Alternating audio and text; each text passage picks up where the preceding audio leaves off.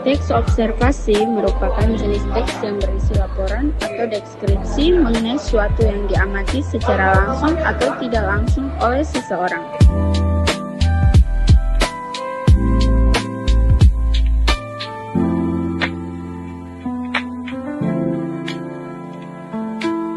Ciri-ciri teks observasi ialah 1. Bersifat objektif dan universal.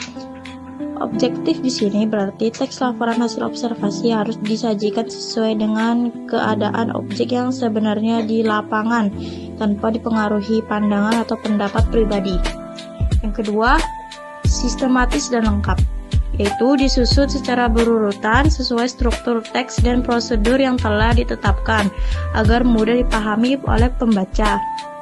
Yang ketiga, menggunakan bahasa baku, yaitu bersifat faktual, objektif, dan ilmiah.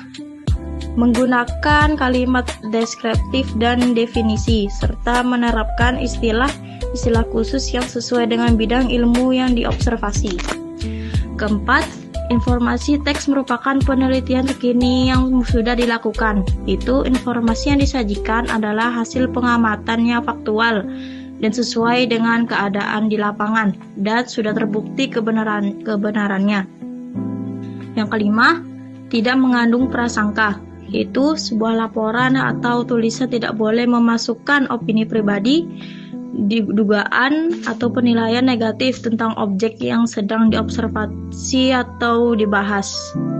Yang keenam, informasi terkini, yaitu informasi yang disampaikan biasanya memiliki tingkat kepentingan dan menarik perhatian publik. Struktur teks observasi. Yang pertama, pernyataan umum. Ini adalah bagian pembuka dari teks atau paragraf pertama dari teks observasi. Isinya berupa definisi, deskripsi umum, atau klasifikasi objek yang akan diobservasi. Yang kedua, deskripsi bagian. Setelah memperkenalkan objek secara umum, di bagian ini merinci hasil pengamatan yang telah dilakukan secara lebih spesifik dan detail. Yang ketiga, deskripsi manfaat. Di dalam bagian ini berisi penutup yang menjelaskan kesimpulan atau ringkasan manfaat dari suatu objek yang diobservasi.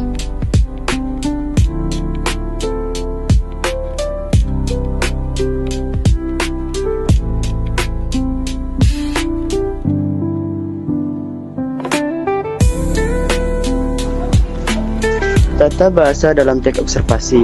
Penggunaan frasa nomina yang diikuti deskripsi verba rasional, misalnya adalah merupakan termasuk, kata penghubung atau konjungsi, istilah keilmuan, kalimat simpleks dan kompleks, kalimat definisi dan deskripsi, serta menjaga objektivitas dalam melaporkan fakta secara sistematis dan akurat.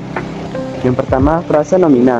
Menggunakan frasa nomina atau kelompok kata benda yang diikuti dengan penjelasan detail untuk mendeskripsikan objek. Kedua, verba rasional.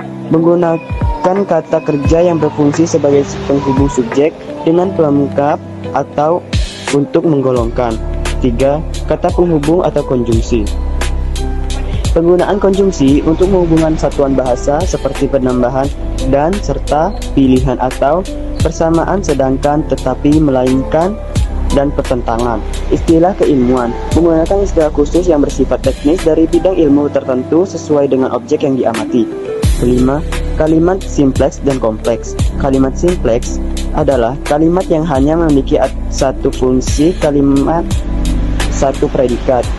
Sedangkan kalimat kompleks, kalimat yang mempunyai lebih dari satu verba atau satu predikat. Keenam, kalimat definisi dan deskripsi. Kalimat definisi, kalimat yang memberikan penjelasan umum tentang sesuatu, sedangkan kalimat deskripsi, kalimat yang menjelaskan suatu objek secara rinci membantu pembaca membayangkannya. Ketujuh, objektivitas. Teks observasi harus disajikan secara objektif dan faktual, tidak dipengaruhi pandangan atau pendapat pribadi penulis, serta bersifat universal. 8. Penggunaan kata sifat. Penggunaan kata sifat objektivita untuk menjelaskan kualitas, kuantitas, atau keadaan objek. Dan yang terakhir, paragraf dengan kalimat utama. Menyusun informasi utama dalam kalimat utama pada setiap paragraf, kemudian diikuti dengan rincian informasi dalam paragraf penjelasan. Contoh teks observasi. Perpustakaan sekolah merupakan salah satu fasilitas penting yang berguna untuk menunjang kegiatan belajar siswa-siswi maupun guru-guru. Tempat ini tidak hanya berfungsi sebagai gudang buku, tetapi juga ia sebagai ruang atau pusat informasi bagi seluruh warga sekolah. Koleksi buku di perpustakaan juga biasanya sangat beragam, mulai dari buku pelajaran, fiksi atau novel, non-fiksi atau buku sejarah, hingga majalah maupun koran. Di perpustakaan biasanya disediakan area khusus untuk membaca seperti meja dan kursi.